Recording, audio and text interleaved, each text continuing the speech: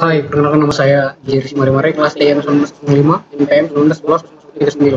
Saya di sini ingin mempresentasikan sebuah materi yang menjadi materi UAS saya, yaitu tentang materi deadlock pada sistem operasi.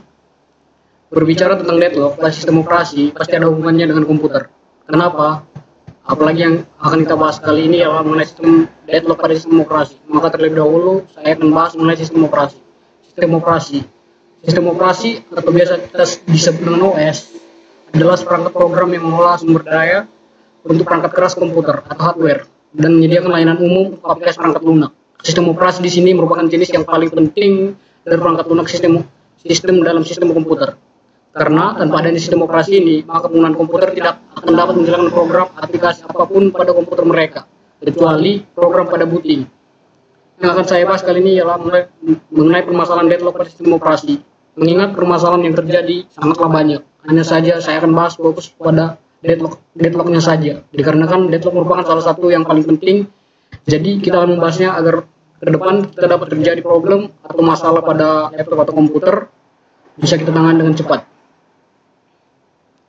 Pengertian deadlock adalah keadaan di mana dua atau lebih proses saling menunggu meminta resource untuk waktu yang terbatas lamanya. Analoginya gampang saja, ialah seperti pada kondisi jalan raya di mana terjadi kemacetan parah. Deadlock adalah efek samping dari sinkronisasi, di mana saat variabel digunakan oleh dua proses.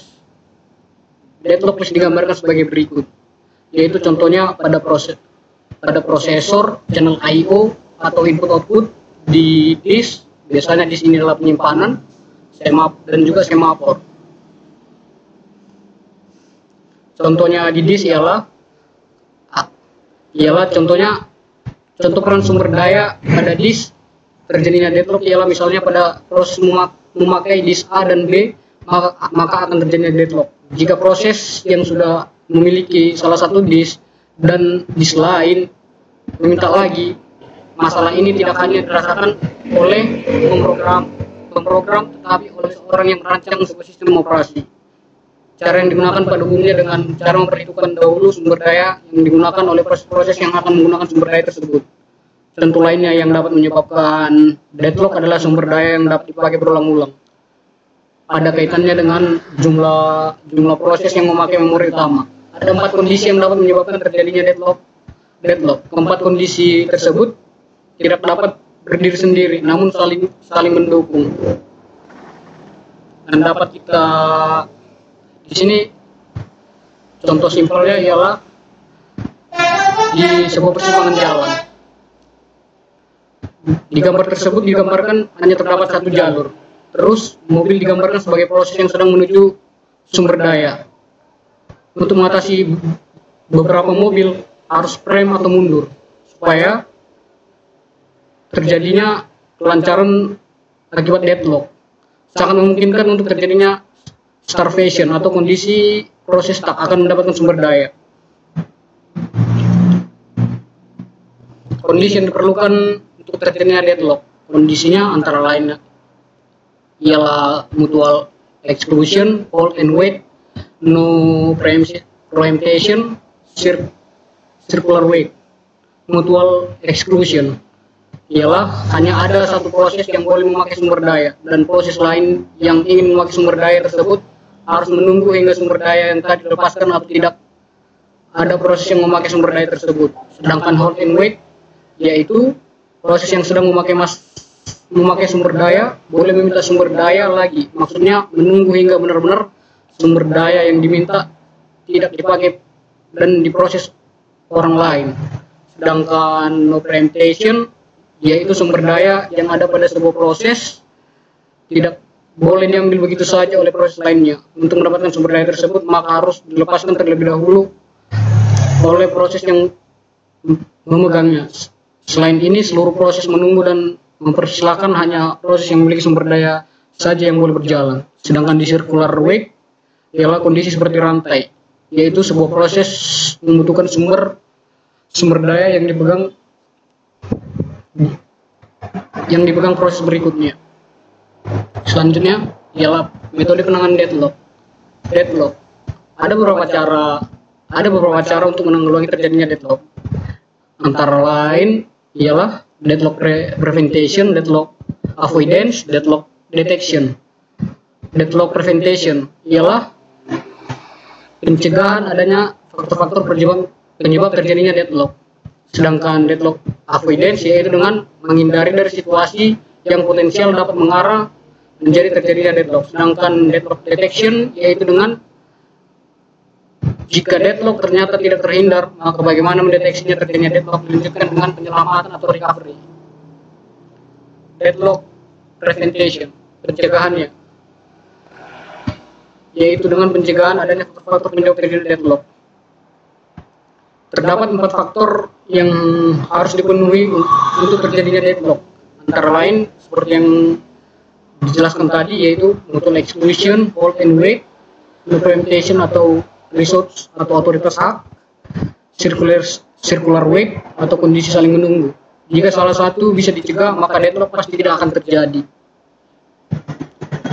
Jadi, jika salah satu bisa dicegah, maka deadlock pasti tidak akan terjadi. Deadlock prevention. Deadlock prevention, tindakan preventif yang dapat dilakukan antara lain sebagai berikut: batasi pemakaian resource dengan mengatasi masalah pada sistem tidak efisien, tidak visible. Sedangkan di mutual exclusion tidak diperlukan untuk shareable atau resources, read only files atau data. Deadlock dapat dicegah dengan tidak membatasi akses atau non mutually eksklusif. Tapi terdapat resource yang harus mutually eksklusif atau printer. Selanjutnya ialah deadlock prevention yang kedua, hold and wait. Hold and wait dapat dilakukan dengan cara yaitu request dan alokasi dilakukan pada saat proses start atau dideklarasikan di muka program. Request hanya bisa dilakukan ketika tidak sedang mengalokasikan resource lain. Alokasi beberapa resource dilakukan sekaligus dalam satu request.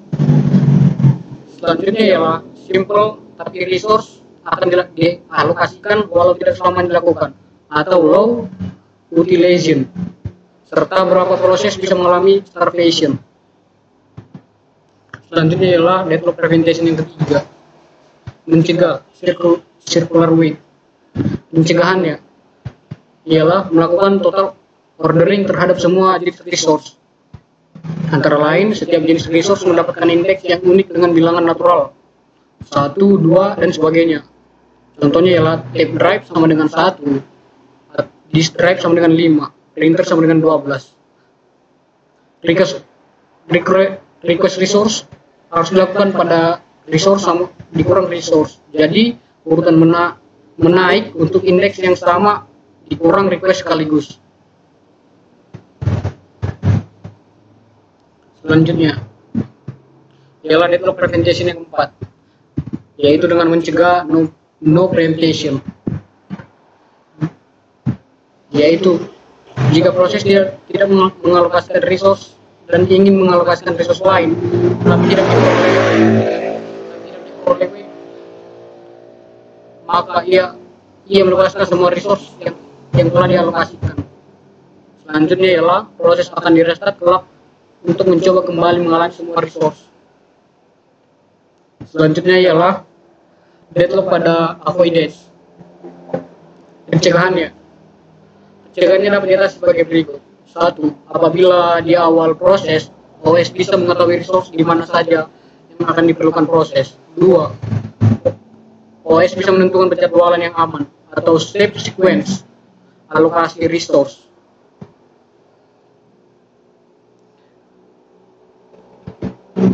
Selanjutnya ini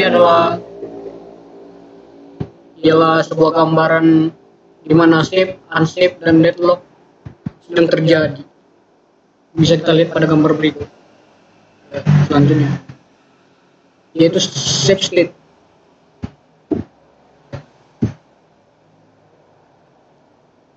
Safe state yaitu safe state atau persyarat, yaitu proses harus mengetahui max resource yang diperlukan atau sama dengan asumsi algoritma. Proses dapat melakukan hold and wait, tapi terbatas pada sekumpulan resource yang telah telah menjadi kreditnya. Yang kedua, setiap ada permintaan resource, OS harus memeriksa, yaitu dengan jika resource diberikan dan terjadi worst case, semua proses melakukan request max atau max request. Yang kedua, jika terdapat urutan yang aman dari resource yang available untuk diberikan ke proses, sehingga tidak terjadi deadlock. Deadlock detection, yaitu di mana deadlock detection mencegah dan menghindari dari deadlock agar sulit dilakukan karena alasannya sebagai berikut. 1. Kurangnya efisiensi dan utilitas sistem. 2. Sulit diterapkan karena tidak praktis dan boros resource. Selanjutnya, mengizinkan sistem untuk masuk ke state deadlock. Antara lain gunakan algoritma deteksi jika terjadi deadlock. Antara lain deteksi melihat apakah penjadwalan pemakaian resource yang tersisa masih memungkinkan berada dalam safe state atau variasi safe state. Yaitu dengan selanjutnya ialah melalui skema recovery untuk mengembalikan ke safe state.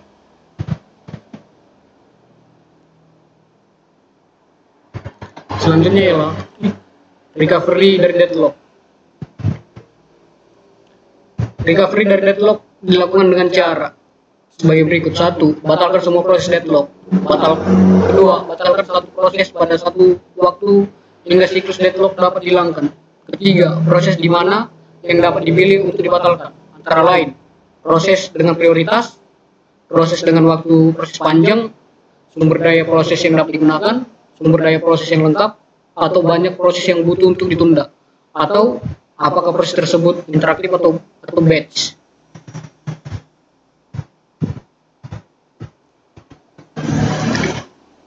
Selanjutnya ialah bisa pilih proses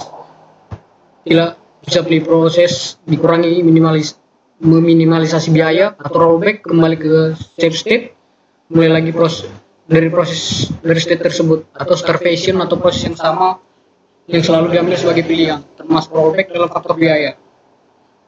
Pendekatan kombinasi,